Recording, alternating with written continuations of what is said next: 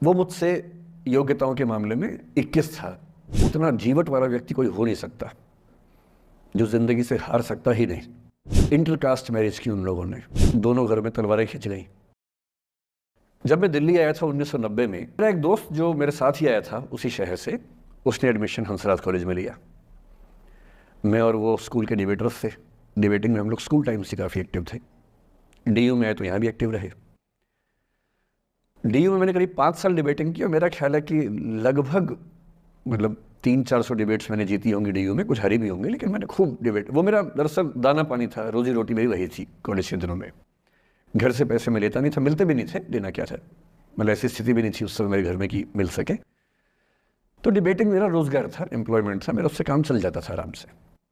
उसका भी चल जाता था, वो हंसराज से था, मैं जाकिर हुसैन से था। हम खूब डिबेट से मिलते थे। अक्सर ट्रॉफी या तो हम जीते थे या वो जीतता था, कोई भी जीते रूम पे ही आती थी क्योंकि हम रूममेट्स थे, एक साथ ही रहते थे।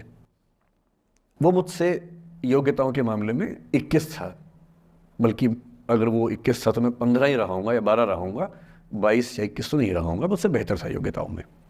बड़ा अच्छा व्यक्ति था। ग्रेजुएशन के बाद मैंने एमए हिंदी साहित्य में एडमिशन लिया, जबकि बीए ऑनर्स हिस्ट्री में किया था मैंने। उसने तय किया कि वो कुछ और करेगा, प्रोफेशनल कोर्स करेगा, नौकरी करेगा, तो वो चला गया दिल्ली से। मैं दिल्ली में रहा। फिर मैं एमए के बाद तैयारी करने लगा यूपीएससी की। तब तक मैं यूजीसी जेआरएफ कर चुका था। पहला अटैम्प्ट दिया, प्रीलिम्स हो गया। मेंस मेरा 96 के मेंस की बात कर रहा हूँ, मेंस शुरू होने वाला था, 2 दिन रह गए थे। करीब 10 दिन पहले वो मेरे पास आया हुआ था दिल्ली में, मिलजुल के अच्छे से बात करके गया था। उन दिनों उसका एक प्रेम संबंध कहीं हमारी ही एक मित्र के साथ चल रहा था। हम सब दोस्त थे, तो उनमें से 2 लोगों का आपस में का अफेयर था।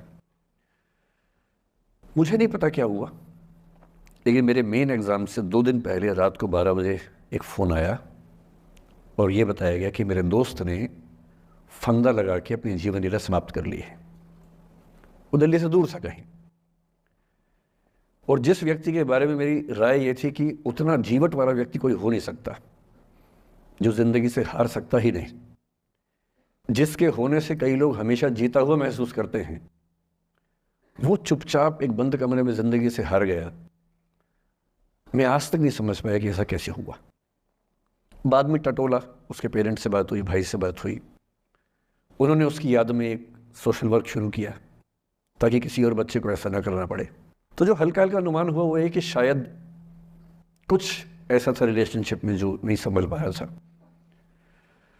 और रिश्ता टूट ना जाए इसका दबाव बहुत ज़्यादा था, और वो दबाव झेल नहीं पाया। इस उम्र में ऐसा फेज आता है, कई बार आता है। ये एक कहानी है, हंसराज कॉलेज से ही जुड़ी है, इसलिए मैंने सोचा कि वहीं से बात शुरू करूँ। नाम जैसा कि मैंने कहा मैं नहीं बताऊंगा, तो नाम बताने का मतलब भी नहीं। और वो जिसकी मैं कहानी सुना रहा हूँ, आप लोगों के जन्म से पहले की बात है। आप तो सब 21वीं सदी वाले बच्चे होंगे ना, जेन ज़ी होंगे आप सब लोग, तो ये तो बहुत पुरानी बात है। एक दूसरी कहानी सुनाता हूँ। दूसरी कहानी ये है कि जब मेरा सिलेक्शन हो गया तो उस समय एक लाइब्रेरी है कैंपस में ही, सेंट्रल रेफरेंस लाइब्रेरी, आप जानते होंगे, CRL बोलते हैं, जो विवेकानंद जी की स्टैच्यू है उसके सामने ही वो लाइब्रेरी है। उस लाइब्रेरी में नीचे सब बैठ के पढ़ते हैं, और टॉप फ्लोर पे रिसर्च फ्लोर है जहाँ MPhil PhD वाले बच्चे पढ़ते हैं। मैं उस समय शायद PhD कर रहा था या MPhil खत्म हुई थी, वहीं बैठता था, पढ़ता था रोज़। कई दोस्त पढ़ते थे हम लोग वहाँ। हम सुबह 8 बजे लाइब्रेरी खुलते ही वहाँ घुसते थे, रात को 1 बजे निकलते थे लाइब्रेरी बंद होने के समय। तो वहाँ एक छत थी, छत पे छोटी सी कैंटीन थी जहाँ हम लोग जब जब बोर होते थे दिन में 3-4 बार जाके चाय पीते थे। चाय पी ली, बिस्किट खा लिया, थोड़ी गप्पे मार ली, वो सब वहाँ करते थे। तो वहाँ मेरे बहुत सारे दोस्त थे, उनमें से कई लोग अब बहुत सीनियर सिविल सर्वेंट्स हैं, कुछ लोग प्रोफेसर्स हैं DU में। 2 बच्चे थे मुझसे जूनियर, 3-4 साल जूनियर थे, बड़े प्यारे बच्चे थे। मुझे उस समय तक पढ़ाई लिखाई का शौक अच्छा खासा हो गया था, तो वो रोज़ मेरे साथ बैठते थे केवल बात करने के लिए। किसी मुद्दे पर बहस करनी है तो बहस होती थी, समझते थे। फिर मुझे पता लगा कि वो दोनों रिलेशनशिप में हैं, रिश्ते में हैं, दोनों ने शादी भी कर ली। उनकी योजना DU में पढ़ाने की थी या सिविल सर्विस की भी थी, शायद पता नहीं। मेरा इंटरेक्शन बहुत ज़्यादा उसके बाद रहा नहीं उनसे, क्योंकि मैं सर्विस में चला गया था। इतने जिज्ञासु बच्चे थे दोनों, इतने जिज्ञासु कि उनसे मिलकर तबीयत खुश हो जाती थी कि हर चीज़ जानने का मन करता था उनका, हर विषय पढ़ने का मन करता था। एकदम जीवन से भरे हुए बच्चे, आंखों में चमक ऐसे। फिर दोनों की शादी हुई तो मैं शादी में जा नहीं पाया, क्योंकि मेरा रिश्ता सिर्फ लाइब्रेरी में 1 घंटा गप मारने वाला था, उससे ज़्यादा था नहीं रिश्ता उनके साथ।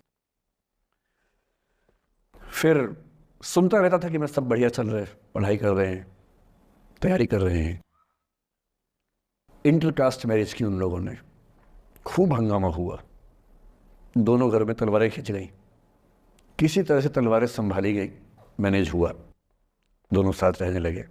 और फिर 3-4 साल के बाद एक दिन मैंने खबर सुनी कि उस बच्ची ने फंदा लगा के जीवन लीला समाप्त कर ली।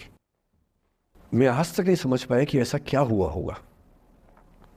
तो बाद में अनुमान जो हुआ वो ये, इंटरकास्ट मैरिज, परिवार का दबाव, समाज का दबाव, आपस के दबाव, टॉक्सिक रिलेशनशिप, अंत में उस दबाव को न झेल पाना और जीवन समाप्त कर देना, ये हुआ।